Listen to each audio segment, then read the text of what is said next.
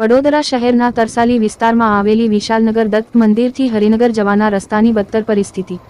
છેલ્લા 8 મહિનાથી drainage line નાખવાની કામગીરી હાથ ધરવામાં આવી છે, પરંતુ આજ દિન સુધી કામગીરી પૂર્ણ થઈ નથી. ચોમાસા દરમિયાન રોડની ખરાબ પરિસ્થિતિના કારણે રહીશો અને વાહન ચાલકોને અવરજવર કરવામાં તકલીફ પડી રહી છે.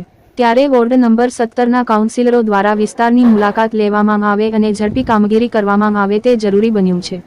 વડોદરાથી નિશા પરમારની એક રિપોર્ટ.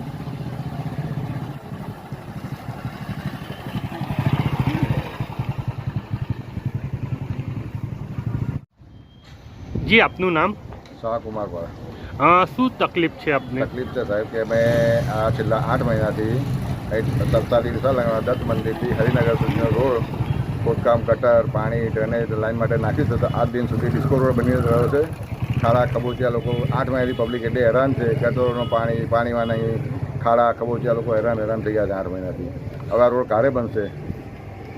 આપની શું માંગણી છે? માંગણી આ રોડ જલ્દી બને. ચોમાસું પત્તા પહેલાં હરખું થઈ જવું જોઈએ થોડું ઘણું, કે આવવા જવા માટે સારું છે. લોકો બહુ હેરાન થઈ ગયા છે. ચોમાસું થઈ ગયા છે. ચોમાસું વરસાદ પડે તો